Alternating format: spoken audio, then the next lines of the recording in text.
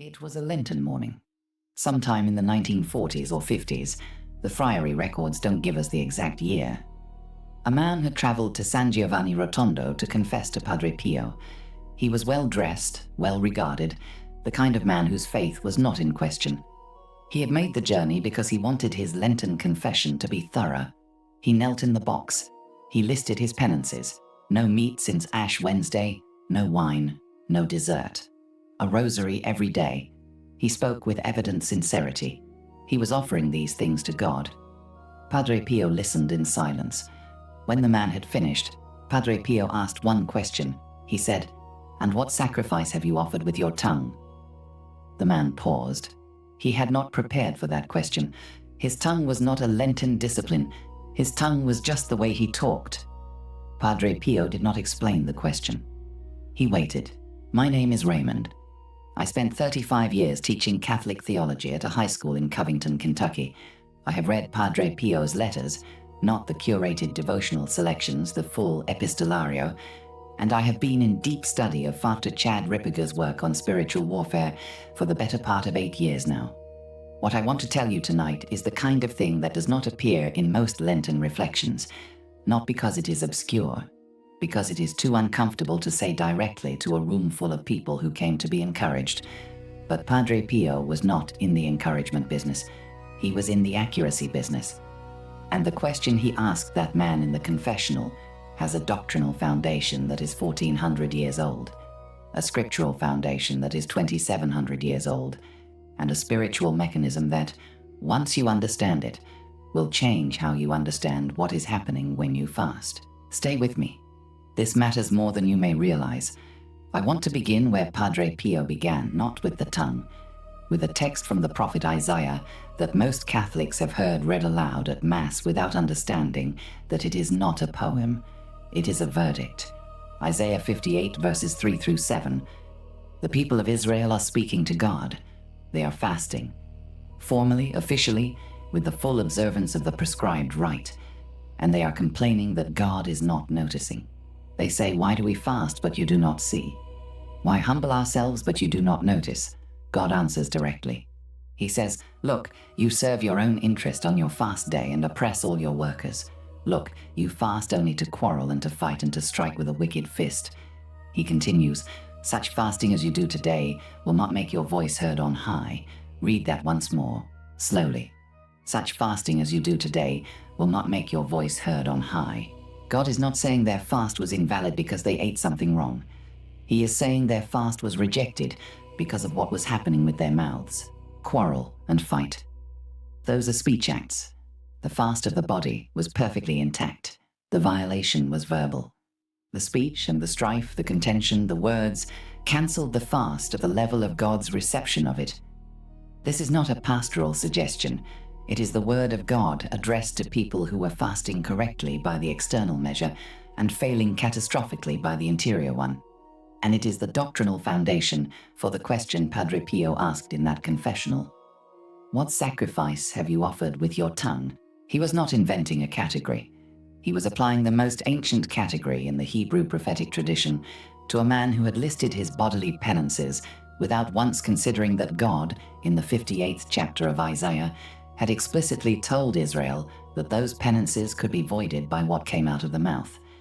Now I want to give you the two church fathers who carried this teaching forward from Isaiah into the life of the church, because this is the permanent teaching of men who sat 1400 years between us and now, and who said something so direct about fasting and gossip that it requires no interpretation.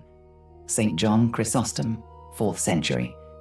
In his homilies on fasting, he wrote these exact words: "What is the use of fasting from meat when you devour your brother with your teeth? You abstain from flesh and gnaw on his flesh.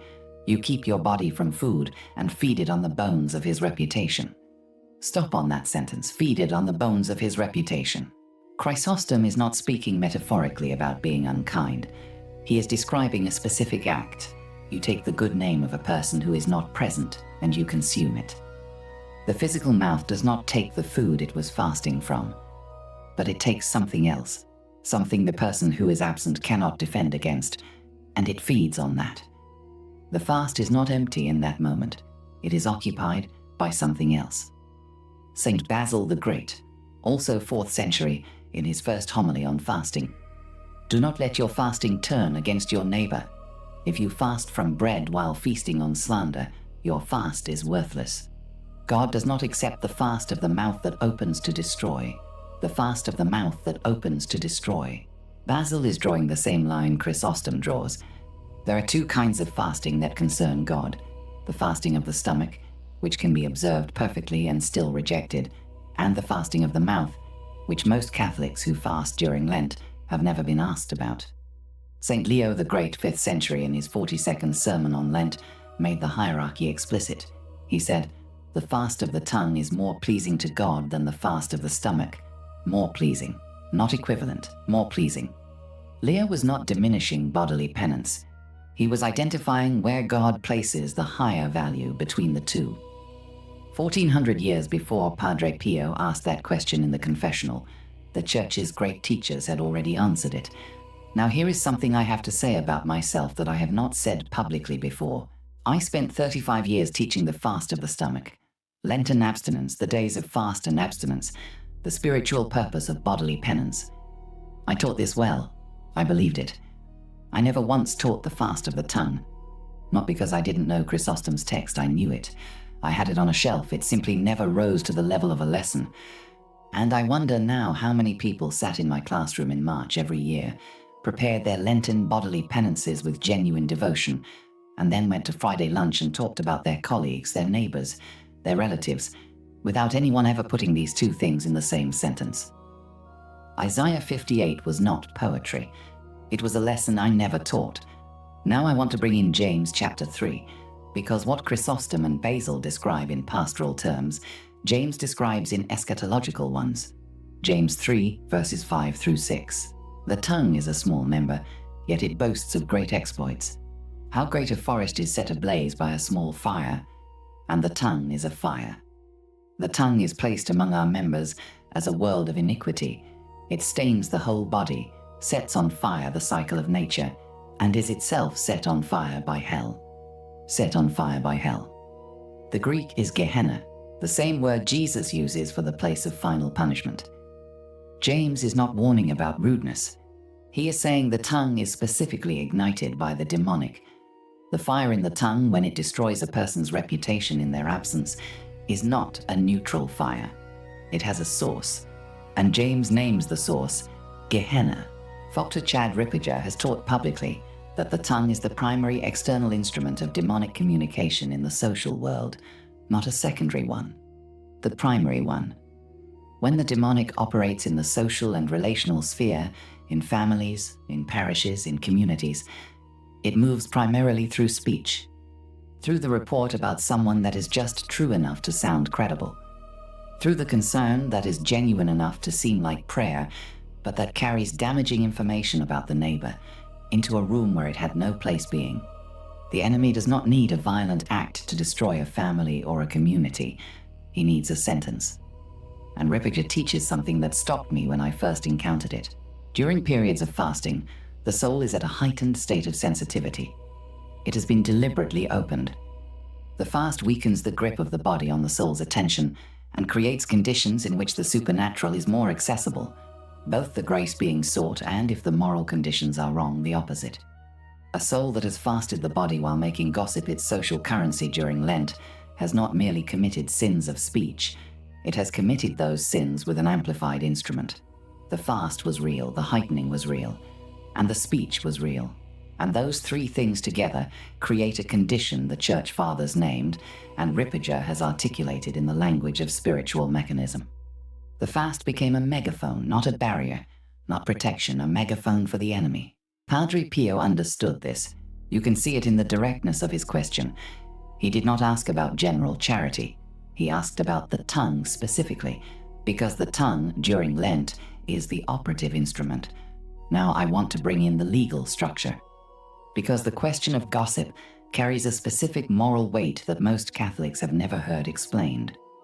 The Catholic moral tradition, particularly St. Alphonsus Liguori in his Theologia Moralis, distinguishes carefully between two sins that most people lump together as gossip. The first is detraction. Detraction is the revelation of a true fault of an absent person without just cause. The information is accurate. The fault is real. The problem is not that you said something false. The problem is that you said something true about someone who was not there to defend themselves, to someone who had no need of that information for reasons that serve you rather than them. You took something from them. Not money, not property, their good name. The second is calumny, the attribution of a false fault. In Liguori's framework, calumny is the graver sin because it adds falsehood to the injury. Most people confess neither. They confess something like, I was uncharitable in my speech. I said unkind things about a person. But Liguori is explicit that detraction and calumny are separate species of sin, offenses against the eighth commandment, carrying specific moral gravity and specific obligations that do not attach to general unkindness. Fewer than 3% of regular mass-going Catholics have ever confessed detraction or calumny by name. The research from the Center for Applied Research in the Apostolate in 2019 confirms this. The vast majority confess the category, unkind speech, uncharitable words, and receive absolution for that category. But per Liguori, if what was committed was detraction, the absolution for general unkindness does not fully address the specific species of what was done. And here is the obligation that makes these sins unlike almost any other in Catholic moral life. The Catechism of the Catholic Church, paragraph 2487. Every offense committed against justice and truth entails the duty of reparation, even if its author has been forgiven. The duty of reparation. When you receive absolution for theft, the sacrament works, but you still owe the money. When you receive absolution for detraction, the sacrament works, but you still owe the neighbor's reputation. The absolution removes your guilt before God. It does not remove your obligation to the person whose name you damaged. Padre Pio was documented by Bernard Ruffin in Padre Pio. The true story by Frater Alessio Parente by multiple witnesses, to have refused absolution to penitents who had committed detraction or calumny when he could perceive they had no intention of making restitution to the person harmed. He reportedly said to one penitent, "You have taken something that does not belong to you. You must give it back." The something was the neighbor's good name. You cannot simply confess detraction and walk out, any more than you can confess theft and walk out still holding the money. The purpose of amendment in detraction includes the intention to repair the reputation you damaged, insofar as that repair is possible. Most people have never been told this. I was not told it clearly enough until my 40s. I had taught moral theology for years, and I had not placed this obligation in front of a student with the weight it deserves. Padre Pio placed it in front of people every day, and they did not enjoy it. His confessional was feared for exactly this reason, because he would name what you had not named, because he would ask about the tongue when you had listed the stomach, because he would say, "You have taken something, you must give it back," and he would wait. Now I want to tell you about Dorothy. I was in Lexington, Kentucky in 2011, giving a half-day day of recollection at a parish there. It was a Friday in Lent, meatless lunch. About 40 people had come for the morning. I spoke for 3 hours about Isaiah 58, the fast of the tongue, the patristic tradition. During the lunch break, the group moved to a side hall. I sat at one end of the room. A group of women sat together at the center table. One of them was Dorothy. I did not know her name then. I learned it later from the priest who had invited me. Dorothy was, by any honest measure, the most devout person in that room. Daily communicant, brown scapular. She had run the parish rosary group for 11 years. She had attended the morning session and participated attentively. She was a woman of genuine holiness and genuine character. At the lunch table, within about 5 minutes of sitting down, Dorothy began to speak about a priest at her parish who had, she said, been distant lately. She was concerned. She wanted people to pray for him. The concern was genuine. I believe that completely. But in the course of expressing it, she became progressively more specific. His relationship with the pastor was difficult, she understood. There had been some question about financial administration. Several people in the parish had noticed. She had heard something about an incident from the previous fall. I was at the other end of the room. I heard clearly. I did not intervene. I watched. What I was watching was a woman who had sat through 3 hours of teaching on Isaiah 58, on the fast of the body that is voided by the speech that devours the neighbor, and who 40 minutes later, on a meatless Lenten Friday, over a lunch she was keeping impeccably, was feeding on the bones of her priest's reputation. Not from malice. I am certain of that. From the particular combination of genuine pastoral concern and the social appetite for detail that Chrysostom had named 1600 years earlier as gnawing on the flesh of the absent. I drove home from Lexington that evening, and somewhere around the hour mark on the highway, something arrived in my mind with a clarity I had not expected. I had taught that material 3 times in the past 2 years. I had been teaching about fasting and the tongue since my first readings of the Fathers in seminary. And that afternoon, in a lunch break I had been physically present for, it took me 40 minutes on a highway to connect what I had just watched to the text I had just spent a morning teaching. The gap between the teaching and the recognition. That gap is not stupidity. It is not insincerity. It is the specific distance between knowing a truth abstractly and applying it in real time to the actual social behavior happening in front of you, or happening in you. I went home that night, and I prepared a question I had never prepared before for a retreat, not a lecture, a question. When I gave the next retreat, I asked it directly to the group at the end of the morning session, before the lunch break. I said, "What are you feeding your tongue on this Lent?" The silence was different from the silence that follows a rhetorical question. It was the silence of people who had just been handed a category they had not brought to their examination of conscience. That is the question Padre Pio was asking in that confessional, dressed differently, asked with supernatural knowledge of what the answer was going to be. But the same question, what are you feeding your tongue on this Lent? Now I want to make the Ripperger dimension precise, because what I have described so far is the pastoral and moral dimension. The spiritual warfare dimension is the one most Catholic content leaves out. Ripperger teaches in his conference work on the sacraments and his systematic treatment of deliverance that speech about absent persons establishes a spiritual tie. When you speak unjustly about a person, when you reveal a true fault without just cause, when you participate in a conversation that degrades the absent person, you establish an occult spiritual connection to them, and the enemy uses that connection as a point of entry, not into the person you're speaking to, into both. This is why detraction is not merely a social sin with social consequences. It is a spiritual act with spiritual consequences. The person who gossips does not only damage the neighbor's reputation in the world of people, they create in the spiritual architecture of the situation a channel the enemy can travel, and during a period of fasting, Ripperger's teaching becomes specific. The soul in a heightened state of spiritual sensitivity is operating at a higher register. Its capacity to transmit in both directions is increased. The gossip spoken by a fasting person travels farther spiritually than the gossip of someone making no spiritual effort at all. The fast has become a megaphone for the enemy, not a barrier. The fast was real. The heightening was real. And the speech was real. Padre Pio knew this mechanism precisely. You can see it in the directness of his question.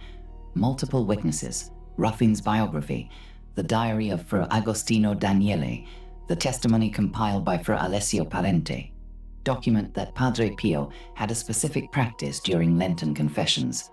He would ask penitents who listed their bodily penances first a question that redirected the entire examination. He would ask, "What have you said about your neighbor that he would not want said?" Not, "Have you gossiped?" He moved from the general to the specific, from the species unkindness to the species detraction, by asking them to think of the actual person and the actual words. Because there is a significant moral difference between saying I was unkind in my speech and saying I told someone that Anthony's marriage was in trouble when I had no right to say that. The first is a general confession of a general category. The second names a specific detraction, a specific person, a specific piece of information, a specific person it was told to, without just cause. The second is what the sacrament actually requires for that species of sin. Padre Pio would not accept the first as full confession of the second. He waited for the specific. He asked the question that produced the specific. And then, and this is the part that most people who feared his confessional did not expect, he was gentle, because the extraction was the mercy. The refusal to accept the vague as a substitute for the specific was not cruelty. It was precision. And precision in the confessional, Padre Pio understood, is the form mercy takes when it is actually trying to do its job. Now let me give you the restitution protocol, because this is the step almost no Catholic takes after confessing sins of speech, and it is the step the Church requires. There are 4 parts. The first part is specific identification. Tonight, take a piece of paper and a pen. Write the name of the person you have spoken about unjustly in the past year. Not "I was sometimes unkind." Write the name. Write what you said. Write who you said it to. The specificity is not an exercise in self-punishment. It is the mechanism by which a sin that has lived in the atmospheric becomes confessable. You cannot confess the vague. You can only confess the specific. The second part is confession with species, within 48 hours of writing. When you sit before the confessor, do not say "I was uncharitable in my speech." Say, "Father, I committed detraction against a specific person. I revealed information about their fault to another person without just cause." The confessor will ask questions from there. Let him. And then, this is the part most people never do, ask the confessor directly. What restitution am I bound to make? Most priests will not raise this on their own, but the obligation exists whether it is raised or not. You must ask. You must leave the confessional with a clear understanding of what you owe and to whom. The third part is the act of restitution itself, the step almost no Catholic takes. Catechism paragraph 2487 requires it. If you have damaged a person's reputation in the mind of another person, you are bound to repair that impression, not by confessing your sin to the other person, not by exposing your private spiritual journey to the social world. By going back to the person you told and saying, "I said something about that person that was unfair, and I want to take it back." You do not need to explain. You need to remove the false or unfair impression you created in their mind about the absent person. That impression is now living in their thought about the other person. You put it there. You must take it out as best you can. This is not optional under paragraph 2487. The neighbor's good name is a real possession. You took it. You must give it back. The fourth part is the fast of the tongue as a concrete discipline. For 7 days, before you speak about any absent person, pause and ask yourself 2 questions. Would I say this to their face? Is there a just reason to say this now? If the answer to both is yes, speak. If the answer to either is no, don't. Keep account. Not to produce guilt, to produce awareness. Most people discover within 3 days that 40 to 60% of their social conversation about others fails both tests. Not because they are malicious, because social speech about absent persons is one of the primary currencies of ordinary life, and it is largely unreflective. The fast of the tongue is not natural. It requires the same deliberate attention as the fast of the stomach. It must be chosen repeatedly against the current of ordinary social habit. This is the discipline Chrysostom and Basil and Leo were describing. This is the other column of the fast that God explicitly said he values more. Now I want to return to that man in the confessional for the last time, because I want to close with the shape of what Padre Pio was doing in that room. He was not interrogating the man to diminish him. He was not drawing attention to a failure in order to shame a penitent who had come in good faith. He was doing what Isaiah 58 tells us God did with Israel. He was refusing to accept the partial fast as the full fast. He was refusing to pronounce the man's offering complete when the offering was incomplete in the dimension that God has explicitly said he examines. The man had offered his stomach. He had not considered his tongue.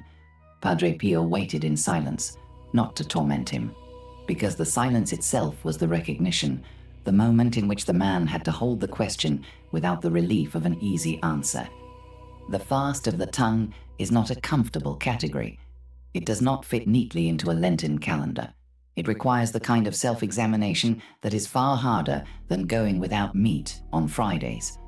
It requires you to sit with the question of what you have been feeding on, what your mouth has been consuming in the absence of what your stomach was denied. The man finally spoke. Something shifted in that confessional. The silence broke and the confession moved forward, and Padre Pio gave him what he came for, not grudgingly, not after a performance of severity, with everything, because the precision of the examination was not cruelty, it was love in its exact form. The love that refuses to let the fast be wasted, the love that will not let a man walk out believing he has offered God a complete thing when the offering had a significant portion missing. That is not cruelty. That is the precision of mercy. He would not let the fast be wasted. Before you sleep tonight, say this out loud, not in your head, out loud. Lord, you told Israel in Isaiah 58 that you rejected their fast not because of what they had withheld from their stomachs, but because of what they had been consuming with their mouths. I have not brought my tongue into the fast. I have fed it on my neighbor's reputation. I have spoken about absent people in ways I could not have justified if you had been in the room. I name this tonight, not the general category, the specific name of the person whose reputation I have consumed.